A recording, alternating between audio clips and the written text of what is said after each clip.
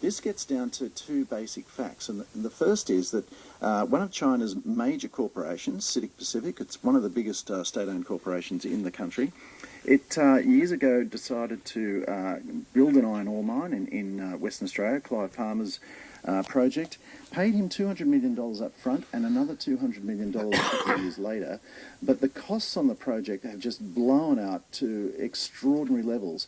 I read something not long ago where it said this is the world's biggest cost blowout of any project.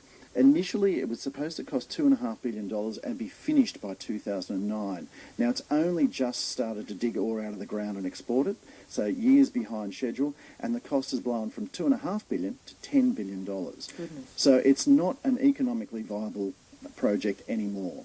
And so all of these disputes get down to the fact that the Chinese government and the Chinese company that's involved here think that they're being dudded. Now, you did say to me before we began speaking that there are two royalty issues. I wonder if you can just very quickly summarise those. Okay, well, there's royalty A and royalty B, and royalty B was the key determinant on how Clive Palmer would be paid out of this mine. And royalty B was struck against what used to be called the benchmark price for iron ore.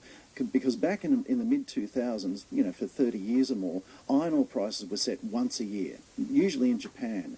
What since has happened is that Marius Kloppers at BHP pushed for an open, transparent iron ore market where prices fluctuated on a daily basis. And so that's thrown the entire payment schedule on how Clive Palmer would be paid from royalties out of this mine.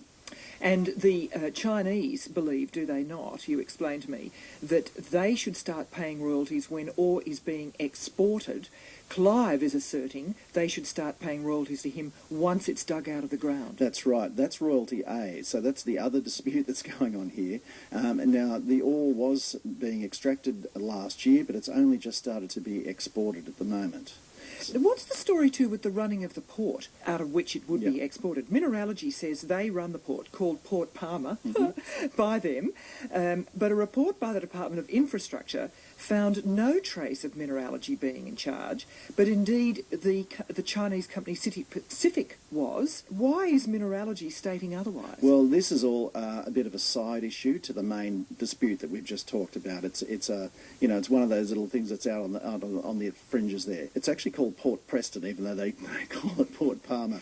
But the reason this has happened is this dispute over payment and over the cost blowout of the mine, and this is just a tactic, I think, from both sides.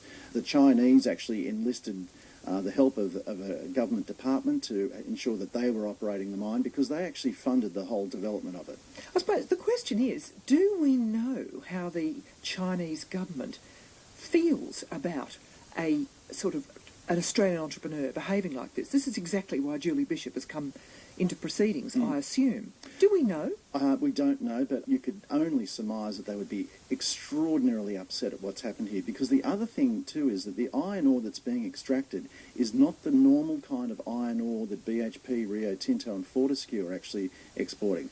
This is called magnetite iron ore, and it requires a lot more processing, and iron ore prices have just slipped below $100 a tonne. So I would assume that this is a completely uneconomic project that the Chinese government has sunk billions upon billions of dollars into, that they're not going to see a return from.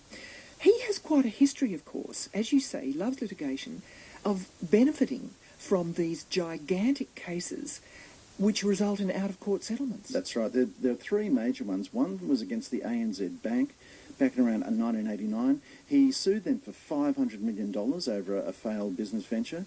His next one was against an Australian government department back in 1993. Again, $500 million claim against the government. But the one that grabbed the headlines was he offered to rebuild the Newcastle Steelworks after BHP walked away from it.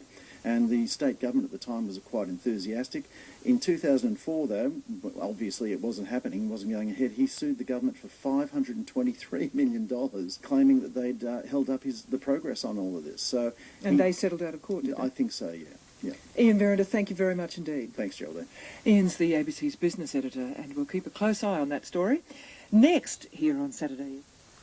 Now, I missed the lead into that, which was that Clive Palmer's companies have not paid anything to the Australian Tax Office for years.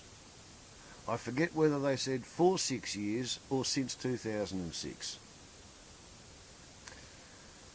But it sounds like he's figured out a way to make money out of failing in business.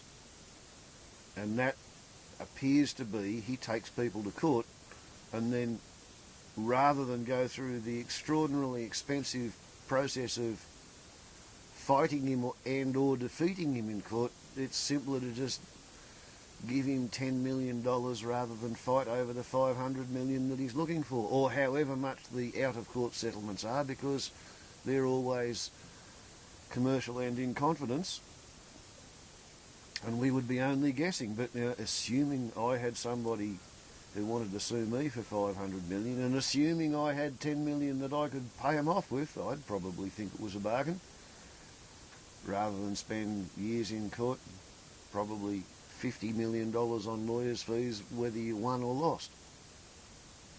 But it's interesting, isn't it, that Clive Palmer has convinced the Chinese government to invest in a magnetite mine, which is one of the hardest and most difficult to process kinds of iron ore, at a time when the price of iron ore is dropping steadily because America and Europe are not buying so much Chinese manufactured goods. So I wonder if Clive Palmer will get another out-of-court settlement, maybe from the Chinese government.